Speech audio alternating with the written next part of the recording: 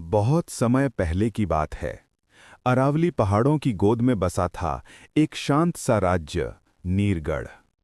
ये राज्य पानी के झरनों, नदियों और साफ झीलों के लिए मशहूर था। यहाँ का हर व्यक्ति प्रकृति से जुड़ा हुआ था। लेकिन इस शांति पर एक भयावह साया मंडरा रहा था। एक विशाल अग्नि ड्रैगन, जिसका नाम था अग्निराज। अग्निराज पहाड़ों के ऊपर जलते हुए ज्वालामुखी में रहता था। उसकी सांस से आग निकलती थी। उसके पंख हिलते तो चारों ओर गर्म लपटें फैल जाती। वो अक्सर नीचे गांवों पर हमला करता और फसलों को जला देता। नीरगढ़ के लोग बहुत परेशान हो गए थे। उसी राज्य में रहता था एक बहादुर योद्धा, वरुण वीर। वो बचपन से ही पानी से जुड़ा हुआ था। कहा जाता था कि जब वो पैदा हुआ था तब आसमान से लगातार 3 दिन तक बारिश हुई थी। उसकी तलवार साधारण नहीं थी, बल्कि जल की शक्ति से जुड़ी हुई एक नील तलवार थी। वरुणवीर ने कसम खाई, जब तक अग्निराज जिंदा है, नीरगढ़ सुरक्षित नहीं होगा। एक दिन वो अग्निराज का सामना करने पहाड़ों की ओर निकल पड़ा। जैसे ही वो ज्वालामुखी के पास पहुंचा, जमीन कांपने लगी। आकाश लाल हो गया और आग की लपटों में से एक विशाल ड्रैगन निकला।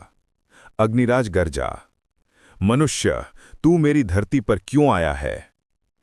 वरुणवीर ने अपनी तलवार उठाई और बोला, मैं नीरगढ़ का रक्षक हूं। तेरी आग ने बहुत तबाही मचाई है। अब इसका अंत होगा। अग्निराज ने जोर से सांस ली और आग का गोला उसकी तरफ फेंक दिया। लेकिन वरुणवीर ने जमीन पर तलवार मारी। धड़ाम! धरती से पानी की एक दीवार उठी जिसने आग को बुझा दिया। अग्निराज चौंक गया। लड़ाई शुरू हो गई। आग के गोले, जल की लहरें, आकाश में आग की चमक और पानी की चांदी सी धाराएं। पूरा पहाड़ युद्ध भूमि बन गया। अग्निराज ने एक भयानक अग्नि तूफान खड़ा किया। तब वरुणवीर ने आंखें बंद की और आसमान की ओर हाथ उठाया। हे जलदेव, अपनी शक्ति मुझे दो। तुरंत बाद बादल घिर आए। ओले और भारी बारिश शुरू हो गई। उसकी तलवार से एक विशाल जल ड्रैगन निकला। जल ड्रैगन और अग्निराज आमने सामने थे। दोनों शक्तियां टकराई। आग ने धधकना चाहा, जल ने शांत करना चाहा।